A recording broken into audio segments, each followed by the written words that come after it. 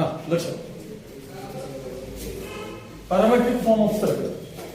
मुळात parametric form या शब्दाचा अर्थ काय सांगतो? पॅरामीटरचा अर्थ दोन गोष्टी जोडणार, त्याला पॅरामीटर म्हणतात. म्हणजे इथं आपल्याकडे काय असतं की सर्कलचं इक्वेशन जे असतं ते एक्स आणि वाय या दोन व्हेरिएबल्स मध्ये असतं.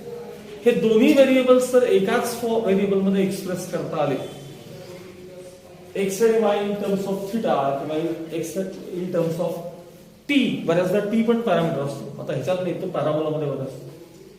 पण आता थिटा हा आपला पॅरामीटर असतो. ह्याच्यात थिटा हा पॅरामीटर. पॅरामीटर म्हणजे काय? दोन व्हेरिएबल्सना तुम्ही एका फॉर्म मध्ये एक्सप्रेस करा, एका व्हेरिएबलच्या फॉर्म मध्ये एक्सप्रेस करा. म्हणजे x and y are connected by variable theta. मग त्याला म्हणतात, थिटाला म्हणतात पॅरामीटर. आणि मग सर्कलचं पॅरामेट्रिक इक्वेशन काय, किंवा सर्कलवरचे एखादा पॉइंट असेल तर त्याचे पॅरामेट्रिक कोऑर्डिनेट्स काय? तर यासाठी आपला ट्रिग्नोमेट्रीचा जो पहिला भाग होता ना, स्टँडर्ड युनिट सर्कल, खूपदा मी तुम्ही पाहिले बघा नाही, स्टँडर्ड युनिट सर्कल. त्याच्यामध्ये सर्कलचं सेंटर ओ आहे, x axis, the line angle XOA intersects the circle at point P XY. Draw PM perpendicular x axis.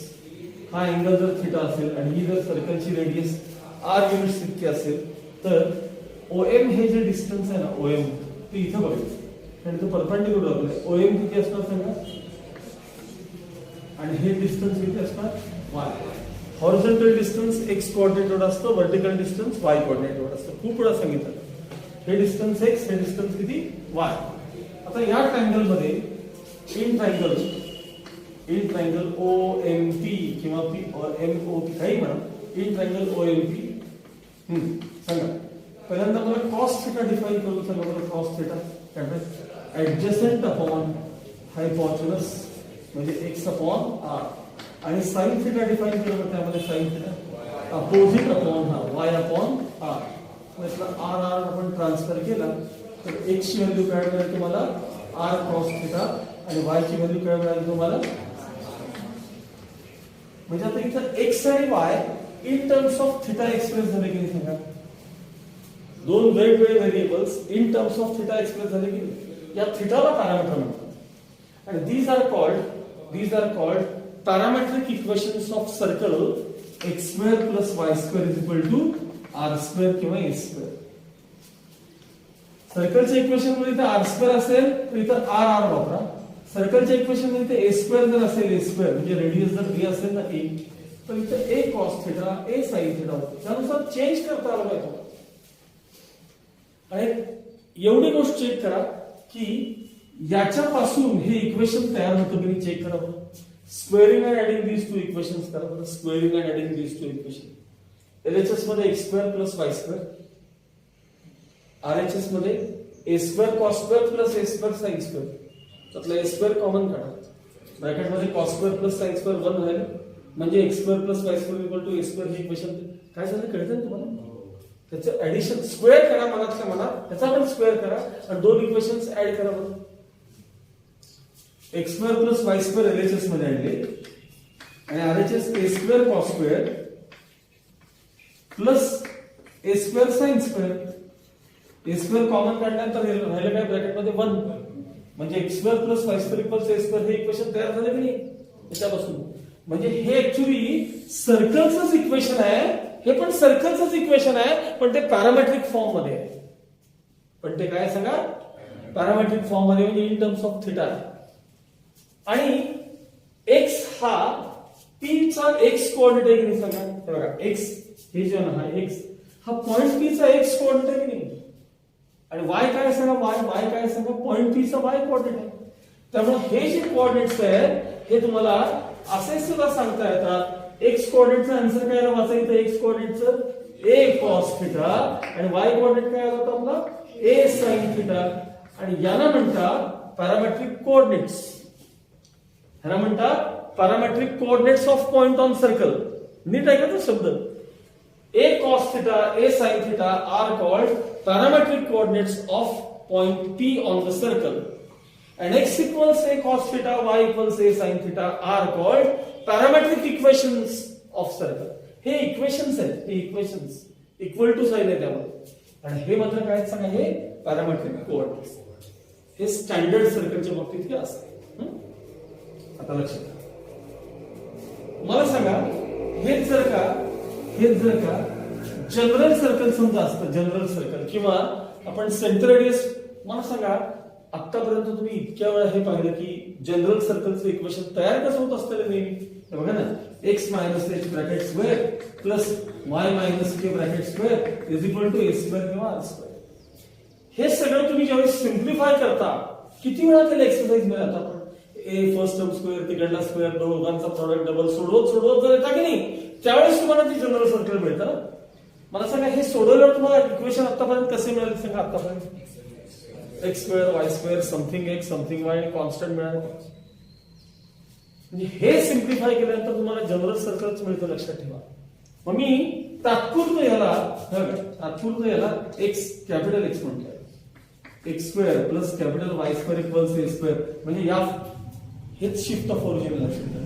हेच शिफ्ट ऑफ ओरिजिन आहे आपण लोकस मध्ये वापरत होतो. ओरिजिन शिफ्ट करून तात्पुरतं त्याला काय करायचं, स्टँडर्ड फॉर्म मध्ये कन्वर्ट करून घ्यायचं आणि काम झालं की सोडून द्यायचं.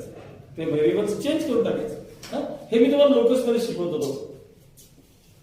X square plus Y square equal to A स्क्वेअरचा फॉर्म आला. मग ह्याचे पॅरामेट्रिक इक्वेशन्स काय सांगायचे, पॅरामेट्रिक इक्वेशन सांगा बरं. एक्स इज इक्वल टू, बघा ना, ह्याचे म्हणजे इथे आहेत बघा. हे पॅरामेट्रिक इक्वेशन्स काय सांगा. एक मिनिट, हे सर्कल कसलं आहे, हे सर्कल कसलं आहे, हे इथे खालचं स्टँडर्ड आहे. मग स्टँडर्ड सर्कल म्हणजे हेच ना, सेंटर ओरिजिन असणार ना. मग त्याच्यासाठी मी तुम्हाला आता 2 मिनिटापूर्वी सांगितलं की नाही पॅरामेट्रिक कोऑर्डिनेट्स काय असतात. काय असतात ते, x equals a cos theta असतं आणि वाय इक्वल्स काय असतं त्याला, ए साइन थिटा असतं. आता मला सांगा, हे जे कॅपिटल एक्स आहे ते मी कोणाला म्हणलं होतं, एक्स मायनस एच ला म्हणलं होतं.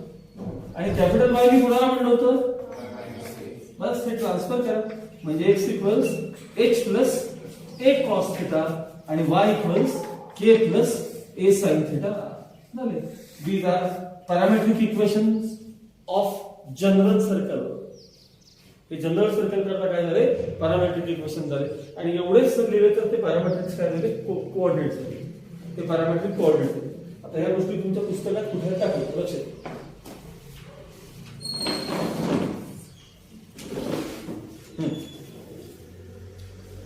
बघा, page number 132, parametric form of circle काढायचं आहे. पॅरामेट्रिक फॉर्म ऑफ सर्कल काढले, तिथं असं तो ब्ल्यू कलरचा एक बॉक्स आहे, तो वाचा. X equals R cos theta. मी आधी आर घेतलं होतं, बरं होतं, बरोबर. मी नंतर चेंज केले बघा, इथं आरच ठेवतो. नंतर मी आरला ए केले, काही बिल्डअप नाही. आर काय आणि ए काय तुमचा प्रश्न आहे. बघा, X equals R cos theta, Y equals R sine theta is parametric form of circle. X square plus Y square equals R square. Theta is called parameter. आणि तेच खाली नोट दॅट म्हणून दिले बघा त्यांनी, note.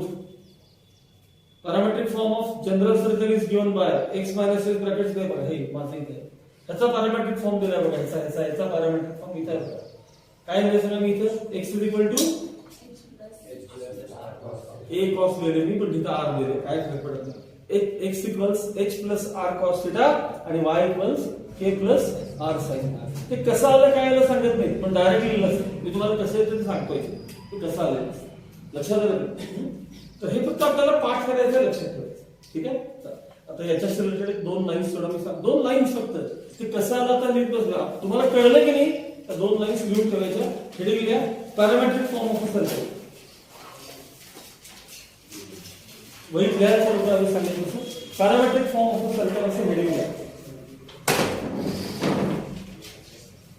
Parametric form of circle.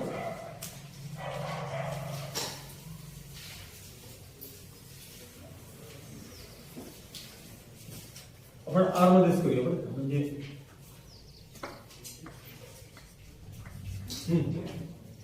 ठीक आहे. काय करायचं, मी सांगितल्यावर लिहून घ्यायचं. पॅरामेट्रिक फॉर्म लिहिलं, ऑफ अ सर्कल लिहिलं, त्यामध्ये फर्स्ट नंबर टाका.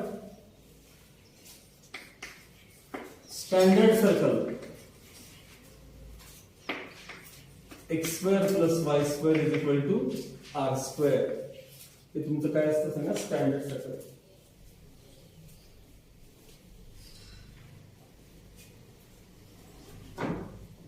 खाली लिहा PARAMETRIC, the parametric equations of a standard circle are parametric equations of a standard circle are x equals r cos theta and y equals r sin theta. Next one, therefore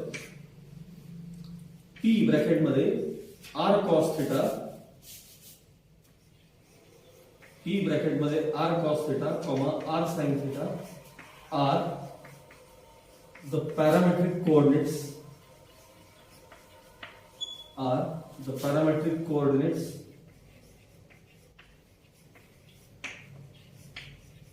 of any point on the circle.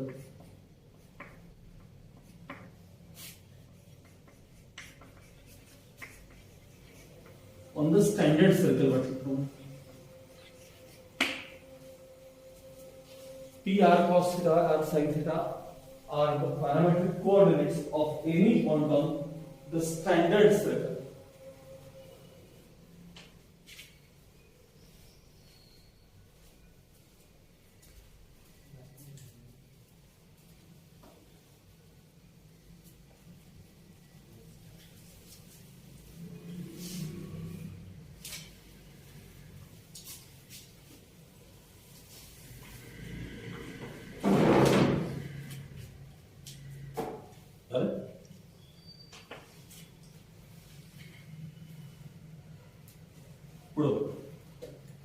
दोन number टाका त्यात general circle असं म्हणा. General circle समोर किंवा खाली equation घ्या. x minus h bracket square plus y minus k bracket square equals r square.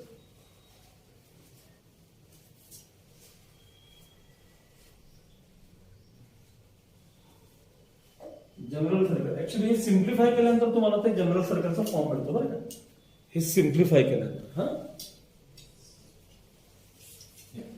असेल. लेट कॅपिटल एक्स म्हणजे x minus H and capital Y म्हणजे वाय मायनस के.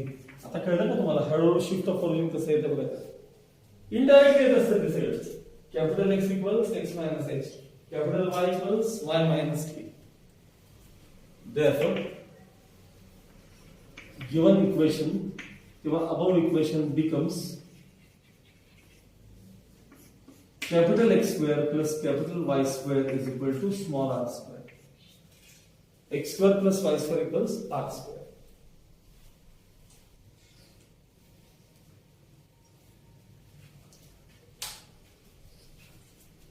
इथे जागा असेल तर कंटिन्यू करा. whose parametric equations are whose parametric equations are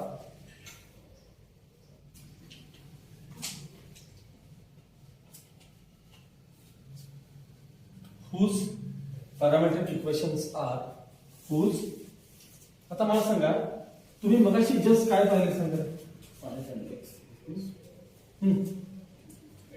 काय सांगितलं होतं. X square plus Y square equals R square या फॉर्म मध्ये सर्कलचं जर इक्वेशन असेल या फॉर्म मध्ये तर त्याचे पॅरामेट्रिक इक्वेशन्स काय असतात सांगितले मी तुम्हाला आता. whose parametric equations are parametric coordinates नाही parametric equations are सांगा. Capital X equals r cos theta and capital Y equals r sin theta. Yeah. Whose parametric equations are capital X equals capital X equals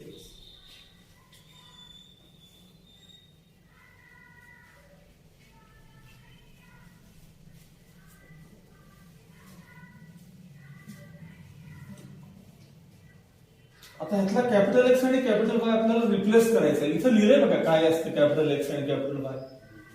सांगा. That is किंवा therefore small x minus h is equal to r cos theta and small y minus k equals R sine theta.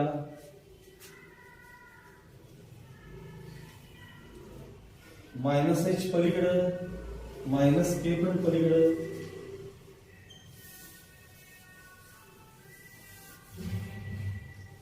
Therefore, x equals h plus or r cos theta and small y equals k plus r sin theta.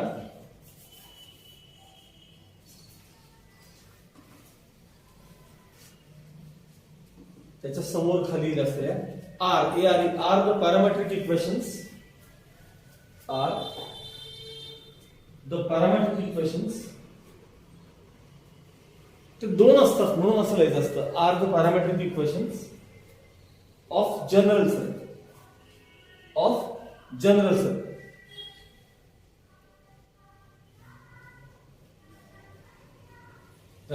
आणि मी असं विचारलं parametric coordinate सांगा म्हटलं तर काय सांगणार तुम्ही पॅरामेट्रिक कोऑर्डिनेट सांगा म्हटलं तर एवढंच सांगणार एवढंच ब्रॅकेटमध्ये सांगायचं ते पॅरामेट्रिक कोऑर्डिनेट झाले हे दोघांना नुसतं ब्रॅकेटमध्ये घेतलं की ते पॅरामेट्रिक कोऑर्डिनेट झाले आणि x equal something y equal something variable त्यात दिसलं की नाही की त्याला पॅरामेट्रिक इक्वेशन्स म्हणायचं एवढा फक्त फरक आहे बस बाकी काही नाही लक्षात आलं सगळ्यांना हा आता यानंतरचं हेडिंग आहे पुढचं नेक्स्ट ऍक्च्युली थेरम आहे हा असं काय थेरम पुढचं ही जरी कन्सेप्ट होती आता theorem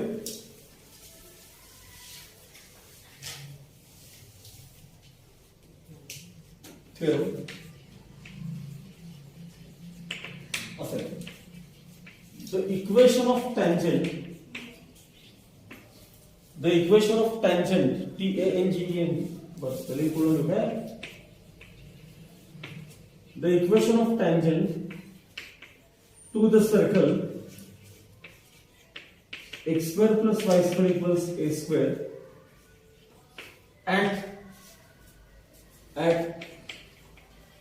point P x1 y1 on it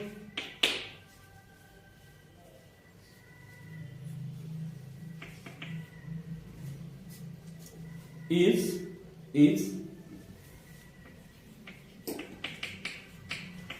x1 plus y1 equals a square. x1 plus y1 equals a square. Full stop.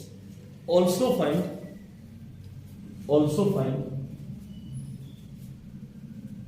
the equation of normal NORMAL. Also find the equation of normal.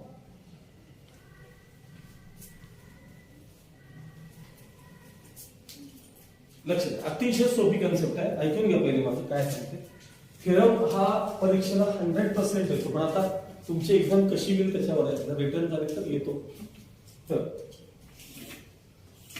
सर्कलवर एखादा हे standard circle पाहिजे standard general पण आहे standard सर्कलवर एखादा P point असेल हा P point आहे x1 y सर्कलचं equation समजा x square plus y square equals 9 सारखं इक्वेशन आहे रेडियस 3 व्यवस्था या पॉइंट पाशी जर आपण एखादी टँजेंट काढली टँजेंट तर त्या टँजेंटचं इक्वेशन काय असतं तर ते असं असतं x1 plus y1 equals a square x1 y1 हा पॉइंट असतो हा तो हे त्याला प्रूफ लिहून दिला की तुम्हाला कसं वापरायचं नंतर कळलं त्या टँजेंटचं इक्वेशन तयार करायचं तुम्हाला या टँजेंटचं इक्वेशन आणि नॉर्मलचा अर्थ काय माहिती का तुम्हाला नॉर्मलचा अर्थ टँजेंटला जी लाईन परपेंडिक्युलर आहे की नाही त्याला नॉर्मल म्हणतात त्या पॉइंट ऑफ कॉन्टॅक्ट मधून जाणारी लाईन पी मधूनच जाणारी पण टँजेंटला परपेंडिक्युलर आता ती सर्कलच्या बाबतीत नॉर्मल नेहमी सेंटर मधूनच जात कारण रेडियस टँजेंटच परपेंडिक्युलर असतात ना एकमेकांना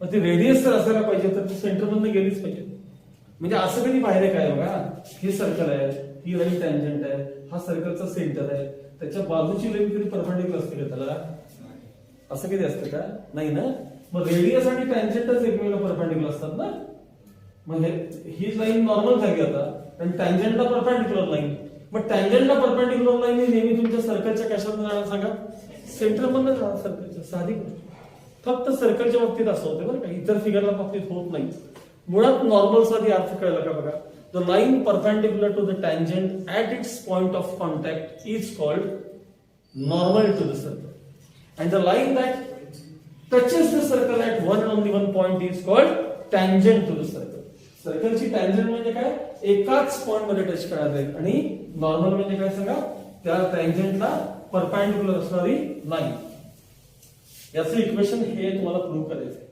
याचं इक्वेशन टँजंटचं आणि नॉर्मलचं इक्वेशन शोधा म्हणलेलं आहे. ते बघूया आपण काय असतं ते x1 इक्वल्स y1 असतं ते इक्वेशन असतं ते आपण नंतर बघूया.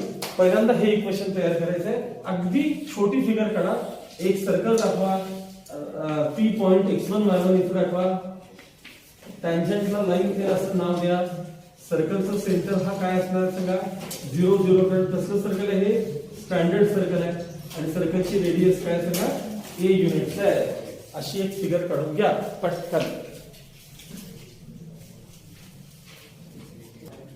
चला कंटिन्यू. प्रूफ लिहिला का मॅडम? लिहा. Given the equation of circle और one x square plus y square equals a square. माझ्यासोबत लिहा. Given the equation of circle x square plus y square equal to a square. Next one. Line L is tangent to the circle at point P bracket मध्ये x1 y1. Line L is tangent to the circle at point P x1 y1. Therefore, segment OP perpendicular line L. Segment OP perpendicular line L.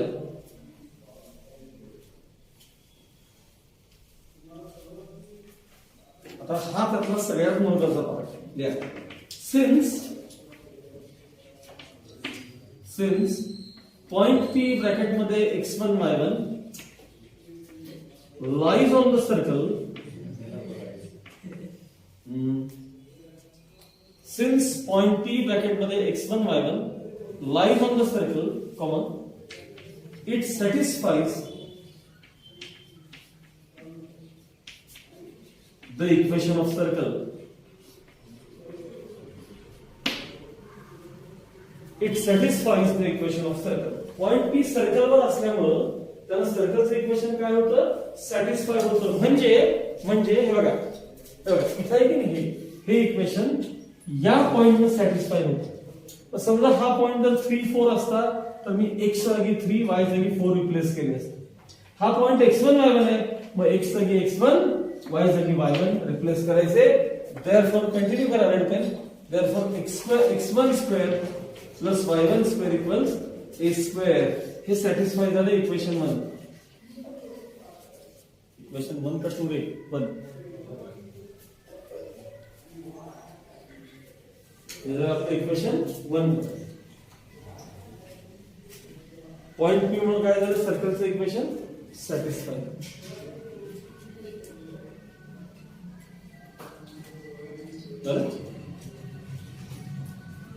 आता मी काय करणार आहे का? पहिल्यांदा ओपीचा slope काढणार आहे. ओपीचा slope difference in y coordinates upon difference in x coordinates. लिहा. स्लोप ऑफ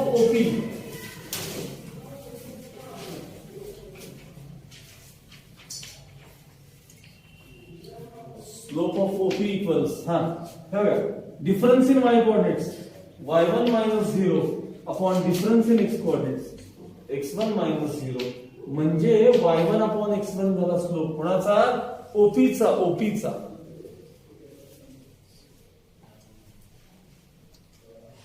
मग मला सांगा ओपीचा स्लोप जर y1 अपॉन x1 असेल तर त्याच ओपीला परपेंडिक्युलर असणाऱ्या लाईन एल चा स्लोप काय असेल सांगा? Negative reciprocal. Therefore slope of line L is equal to minus x1 upon y.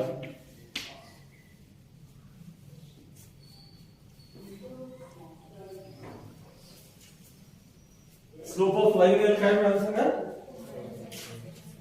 Negative reciprocal मिळालं. Therefore,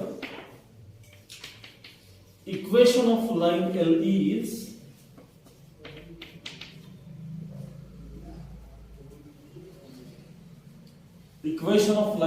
is y minus y1 equals m into bracket x minus x.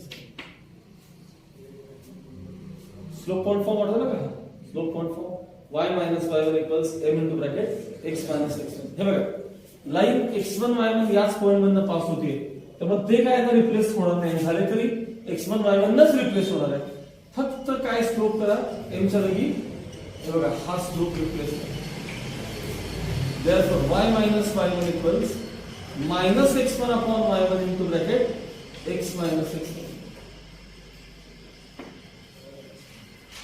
फक्त slope replace करायचा line एलचा slope replace केला आता हे y1 इकडे transfer करा म्हणजे y1 into bracket y minus y1 is equal to minus x1 into bracket x minus x1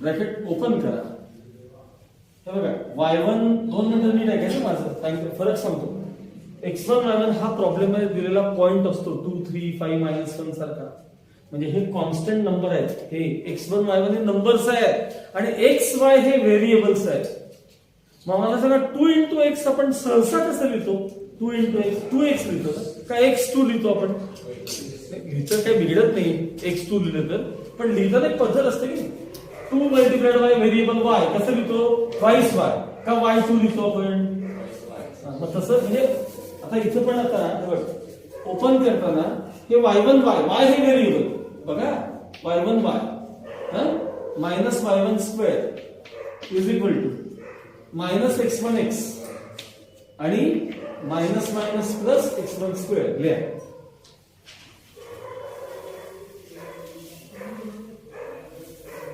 bracket open करून घ्या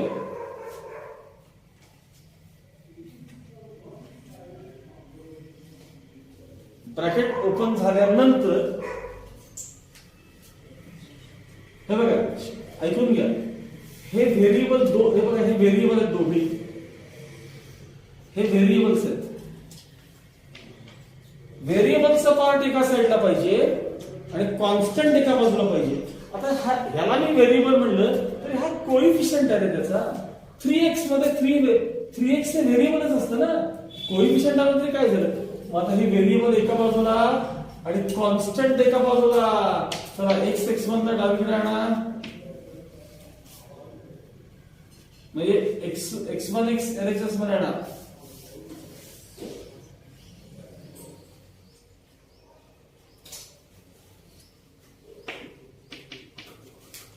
ऑलरेडी y1 y तिथंच आहेत ऑलरेडी आहेत RHS मध्ये x1 स्क्वेअर आणि मग ट्रान्सफर झालेले y1 स्क्वेअर हे मायनस ते प्लस झालं इक्वेशन 1 कडे बघा इक्वेशन 1 कडे सॅटिस्फाईज आपण लिहिलं बघा सॅटिस्फाईज झालं का म्हणजे ही जी टर्म आहे ना ह्याची व्हॅल्यू किती असेल का ह्याची व्हॅल्यू a स्क्वेअर आहे की नाही therefore x x1 आता जरा मागे पुढे पाठ करायला हे सोपं पडतं ना असं लिहिलं x x1 plus y y1 is equal to a square from equation 1 हे टँजेंटचे इक्वेशन आहे x x1 plus y y1 equals a square हे झालं तुमचं टँजेंट फ्रॉम इक्वेशन 1 रिझन द्या आता असंच एका स्टेप मध्ये तुम्हाला नॉर्मलचं इक्वेशन तयार करायचं आहे कशाचं नॉर्मलचं जे मला जर सांगायले टँजेंट नॉर्मलचं इक्वेशन काय असतं तुम्हाला सांगतो हे बघा मला सांगा लाईन आहे टँजेंट आहे म्हणजे ओपी काय आहे सांगा ओपी नॉर्मल आहे तुम्हाला नॉर्मल कन्सेप्ट माहिती आहे सगळ्यांना फिजिक्स मध्ये किती वेळा झालं असतं रे रिफ्लेक्शन वगैरे काय शिकलाय की नाही mirror reflect angle of incidence angle of आणि मध्ये नॉर्मल असतं शिकलाय ना normal is the line perpendicular to the tangent टँजेंटला परपेंडिक्युलर लाईन असते नॉर्मल ठीक आहे ना मग सांगा लिहा स्लोप ऑफ नॉर्मल म्हणा खाली एक लाईन सोडून स्लोप ऑफ नॉर्मल ब्रॅकेट मध्ये ओपी म्हणा स्लोप ऑफ नॉर्मल ब्रॅकेट मध्ये ओपी म्हणा स्लोप ऑफ नॉर्मल मगाशीच काढलाय आपण नॉर्मलचा स्लोप वाचा बरं y1 upon x1 काहीतरी आहे बघा ओपीचा स्लोप काढलाय ना 5 मिनिटापूर्वी किती आहे तू सांगा की y1 upon x1 आहे की नाही हा मग हा नॉर्मलचा स्लोप आहे नॉर्मल जाते कशात करेल नॉर्मल कशात जाते ओरिजिन मधून अरे नॉर्मल ओरिजिन जाते बघा की. मग नॉर्मलचं इक्वेशन y इक्वल्स mx. कारण ज्या ज्या लाईन्स ओरिजिन म्हणून जातात, हे वाक्य मी इतक्या वेळा सांगितलंय, ज्या ज्या लाईन्स ओरिजिन म्हणून जातात त्यांचं इक्वेशन काय असतं, y इक्वल्स mx. त्याच्यापुढे मी कधीही सांगणार नाही आणि आता परत सांगणार नाही. y इक्वल्स mx ही लाईन कशातनं पास होते, मी ओरिजिन खाली द्या. therefore equation of normal is, therefore the equation of normal is y equals mx, y equals mx. आता नॉर्मलचा स्लोप रिप्लेस करून टाका, तो काहीतरी y1 अपॉन x1 आहे असं कोणतं म्हणलं ना मग. बघा रे स्लोप नॉर्मल इंटू x राहिलेच, हे तेवढं ट्रान्सफर करायचं. x1y इक्वल्स xy1 किंवा y1x कसं येतं. x1y इक्वल्स y1x हे असतं नॉर्मल इक्वेशन. ते आपल्याला फारसं लागत नाही, फक्त टँजंट माहित असं म्हणून दाखवलं असतं. एवढं लिहून थांबा, बाकीचा पाठ उद्या घेतो, आज काही घेत नाही, उद्या घेतो.